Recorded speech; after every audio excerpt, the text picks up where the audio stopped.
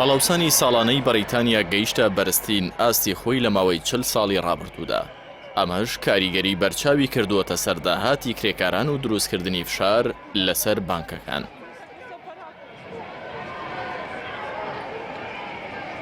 نووسینگەی ئامارە نیشتیمانیەکانی بەریتانیا لە بەیاننامەیەکدا بڵاوی کردەوە.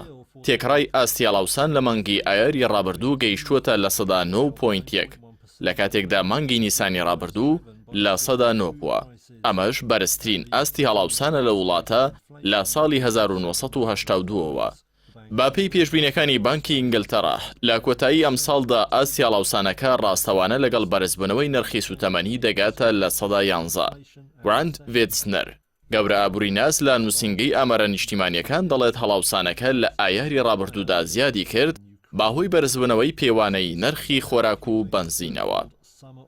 زیادبوونی بڕی هەڵاوسان لە چەندەیە ڕابردوو قەیرانی بۆ ژیانی ڕۆژانەی خەڵک دروست کردووە و بەم هۆیشەوە کرێکارانی هێڵەکانی یاسن لەم هەفتەیەدا گەورەترین مانگرتنیان لە مێژووی 30 ساڵی ڕابردووی پێشووی ئەو وڵاتەدا ڕاگەیان.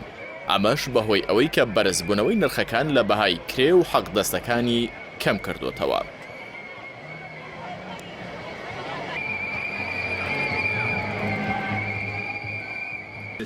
جەنگی ئۆکرانیا و هەڵگرتنی ڕێوشوێنەکانی دشت بە پەتای کۆڕۆنا لە جیهاندا بوونەتە هۆی بەرزبوونەوەی نرخی سوتەمەنی و خۆراک و ئەمەش گورزێکی کوشندەی لە زۆرینەی وڵاتانی جیهان وەشاندووە و بووەتە هۆی دروستبوونی هەڵاوسان لە نرخەکاندا.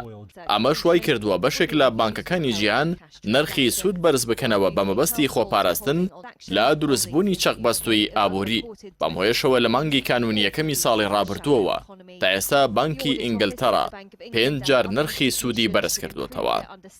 لەو چوارچێوەشدا بەریتانیا ڕوبەڕووی چەندین مانگرتنی چین و توێژە جیاوازەکان بووەتەوە و پارێزەرانی ئینگلتەرا و وێڵز دەنگیاندا بۆ ئەوەی کە لە سەرەتای هەفتەی داهاتوو لە پارەدارکردنی هاوکاری یاساییەوە بکشێنەوە. هەروەک ئەندامانی دەستەی وانەوتنەوە و کرێکارانی تەندروستی حکومی بیر لە مانگرتن دەکەنەوە.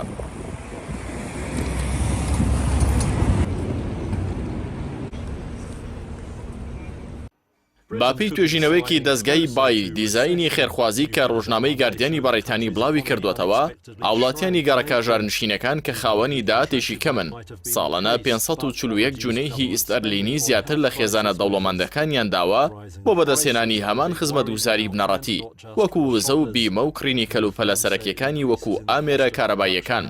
خێزانە بەریتانیەکان ڕوبەڕووی فشارێکی گەورەی ئابووری بوونەتەوە بەهۆی بەرزبوونەوەی نرخەکان لە کاتێکدا تێکڕای کرێکاران هاوشەوەی ساڵی 2006 لەو کاتەدا بەهۆی دروستبوونی هەڵاوسانەوە کرێکانیان زیاد کرا.